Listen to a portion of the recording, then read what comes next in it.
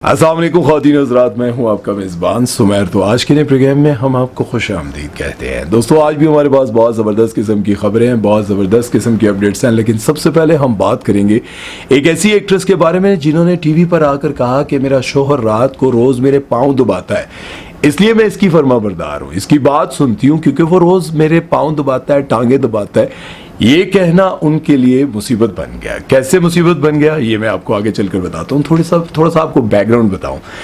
एक एक्टर हैं जिनका नाम है अहमद हसन। ये एक्टर भी हैं, कॉमेडियन भी हैं, सिंगर भी हैं, राइटर भी हैं। 15-20 सालों से इंडस्ट्री में काम कर रहे हैं। सबसे पहले इनका एक बैंड होता था जिसका नाम था रागा बॉयज। उसके बाद इन्होंने ड्रामों की तरफ रुख किया, खूब काम किया और उसके बाद इन्होंने फिल्मों में भी काम करना शुरू कर दिया।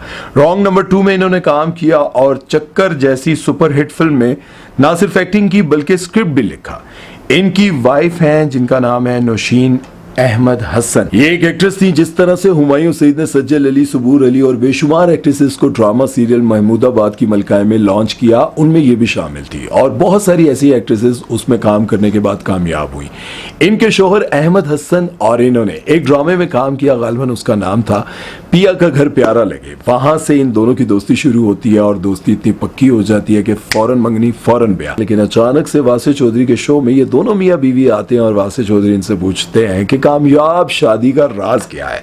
इनकी बीवी बड़े फख्र से बताती हैं कि मेरा शोहर रोजाना रात को मेरे पाँव दबाता है और इसको दबाने भी चाहिए, मेरी खिदमत करनी भी चाहिए।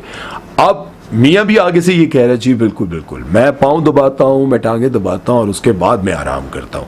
अब उन्होंने ये सोचा था कि ये बात करने के बाद हो सकता है कि लोग मुझे बड़ा अप्रिशिएट करें कि यार वाह क्या बात है, कपल कितना ज़बरदस्त है। उनमें से कुछ ऐसी फेमिनिस्ट थी जिन्होंने तारीफ़ें की और उनकी बातों से लग रहा था कि वो तारीफ़ क्यों करें। लेकिन जब बहुत ज़्यादा वीडियो क्लिप वायरल हुआ तो लोगों ने नीचे बुरा भला कहना शुरू कर दिया। लोगों ने कहना शुरू कर दिया, एक ते तू रन मुरीद, दुआ तू टीवी ते आके बेशर्मियां लिया गल्ला कर रहे हैं।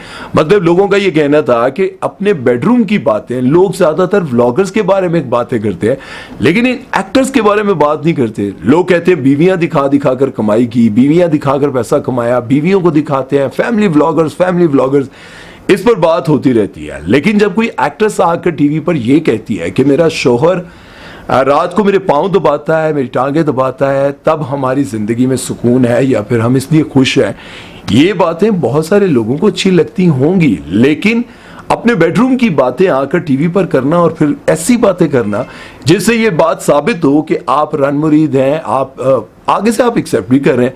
अब इन चीज़ों को लेकर लोगों ने बहुत ही क्या कहते हैं गिरे हुए मैसेजेस भी किए, बहुत ज़्यादा ऐसे कमेंट्स भी किए।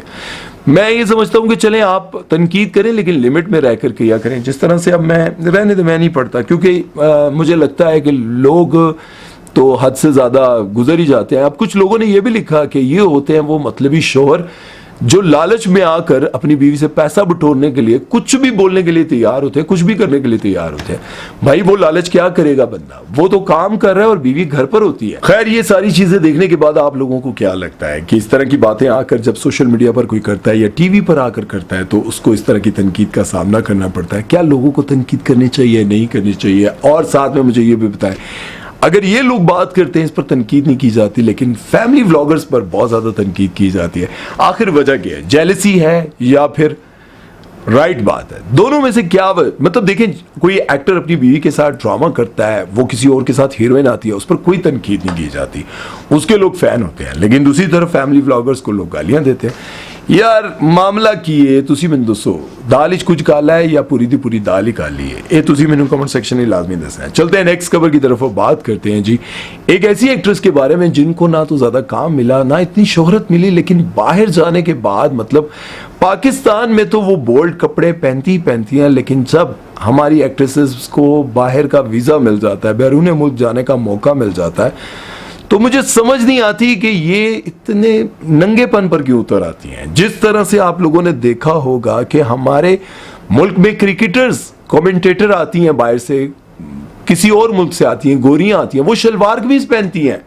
और हमारी जितनी भी एक्ट्रेसेस हैं या फिर हमारे मुल्क में रहने वाली वो लड़कियां जो क्रिकेट पे जाकर मीडिया में होती हैं, वो पेंट कोट पहन कर जाती हैं उनको लगता है कि हम पेंट कोट पहन के जाएंगे तो हमें जो है ना लोग पसंद करेंगे, हमारी पर्सनालिटी अच्छी लगेगी। लेकिन दूसरी तरफ देखा जाए तो जो बाहर से लड़कियां आई होती हैं उन लड़कियों ने शलवार कमीज पहनी होती है।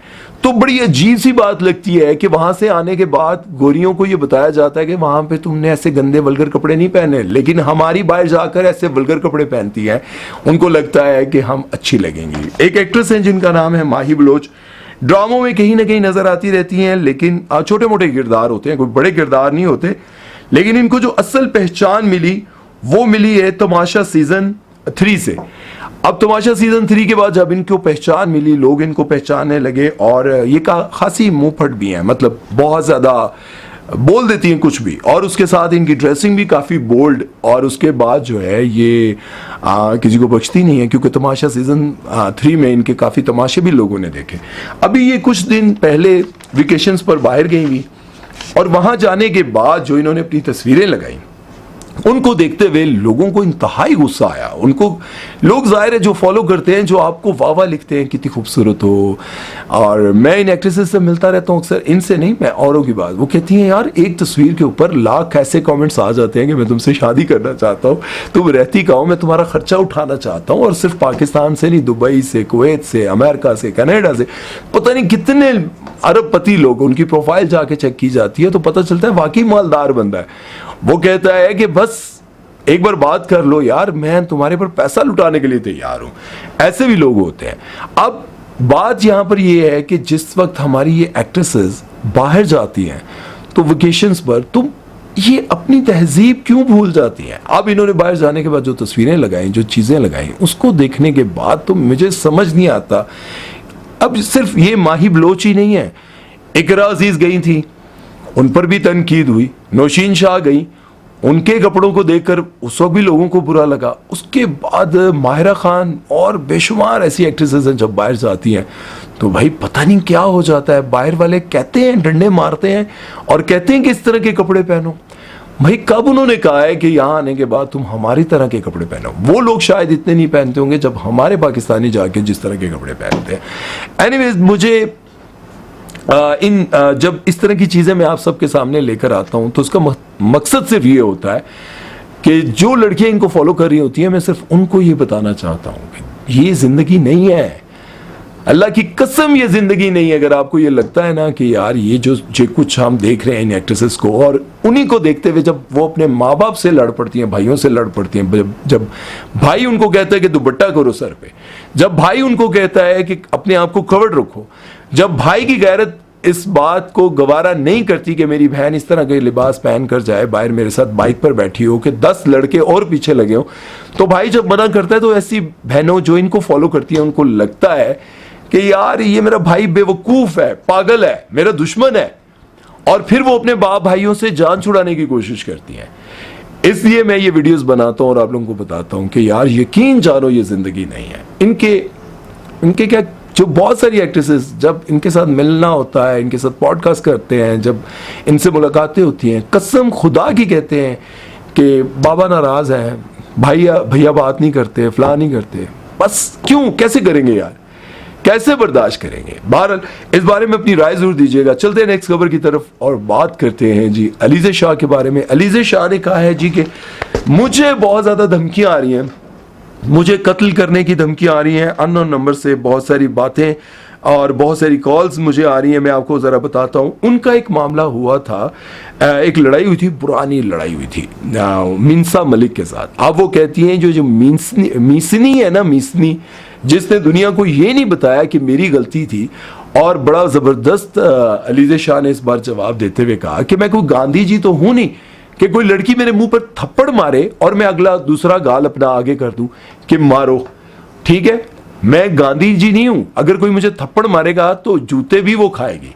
ठीक है, और आगे से उन्होंने गालियां शालियां भी दी और उन्होंने कहा कि जब से मैंने ये वीडियो बनाया मुझे डेथ थ्रेट्स आ रही है और मुख्तलिफ नंबर से आ रही है। अगर मुझे कुछ हुआ तो उसकी जिम्मेदार जो है वो मीनसा मलिक होंगी। अब समझ में ये नहीं आता कि इतने साल पुरानी बात को दोबारा खुरेदा और खुरेद के इसको कंट्रोवर्सी बनाया गया। कंट्रोवर्सी बनाने के बाद जो है अब इस हद तक बात आ गई है कि अगर मुझे कुछ हुआ तो उसकी जिम्मेदार जो है वो मिन्सा मलिक होंगी। अब आप मुझे ये बताएं कि यार ये चल क्या रहा है, क्या हो रहा है। एक लड़ाई हुई थी, आप सभी को याद पता है या नहीं पता तो मैं बता दूं, एक ड्रामे के सेट पर जिसमें समी खान भी थे और समी खान ने बाद में इस बात को कई सालों के बाद बताया भी।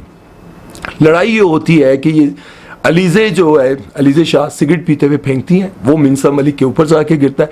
मिन्सा मलिक जाहिर है उनको गुस्सा आता है, वो आगे से कुछ बोलती हैं, इनकी हाथापाई शुरू होती है।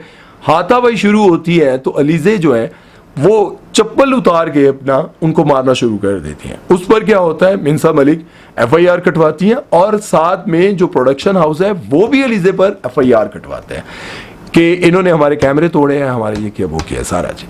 ठीक है, अब गलती यहां पर मैं आपको बताऊं, क्योंकि जब समी खान का मैंने वीडियो देखा था इंटरव्यू में, समी खान ये कह रहे थे कि एक लड़की की मैंने सेट पर लड़ाई देखी यार, उफ मैं तो हैरान था कि जूतों के साथ।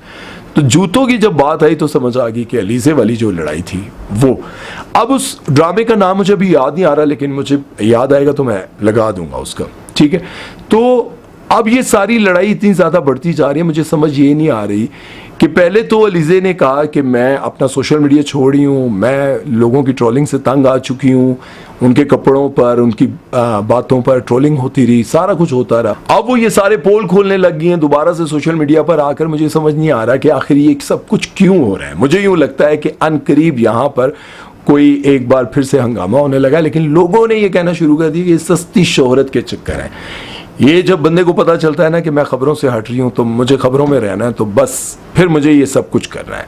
तो आप लोगों को क्या लगता है मुझे कमेंट सेक्शन में ज़रूर बताइएगा। और आप लोगों ने मुझे बताया नहीं है, वो जो आप लोगों ने पॉडकास्ट मेरा देखा है डॉक्टर उमर आदिल वाला, मैंने तो कोई ऐसे सवाल किए नहीं थे आखिर डॉक्टर उमर आदिल क्यों मुझसे नाराज़ हो गए, क्यों उन्होंने वो प्रोग्राम छोड़ा। आप लोग वो देखें, क्योंकि ज़ाहिर है मैं डॉक्टर उमर आदिल के हवाले से प्रोग्राम करने गया था। तो जब मैं डॉक्टर उमर आदिल के हवाले से प्रोग्राम करने गया था तो ज़ाहिर है मैंने सवाल उनके हवाले से करने थे। वो दूसरों पर बात करते हैं, मैं उन पर बात करने गया था कि डॉक्टर साहब ए थोड़ी ज़िंदगी क्यों होया, ए किंज होया। लेकिन मेरा ख्याल है डॉक्टर साहब ये शायद उम्मीद करते थे कि मैं बात करूँगा लोगों के बारे में ज़्यादा। बहरहाल इस बारे में आप लोग अपनी राय ज़रूर दीजिएगा। अपना बहुत सारा ख्याल रखिएगा, दुआ में याद रखिएगा। सुमैर चौधरी को दीजिए इजाज़त, अल्लाह हाफ़िज़।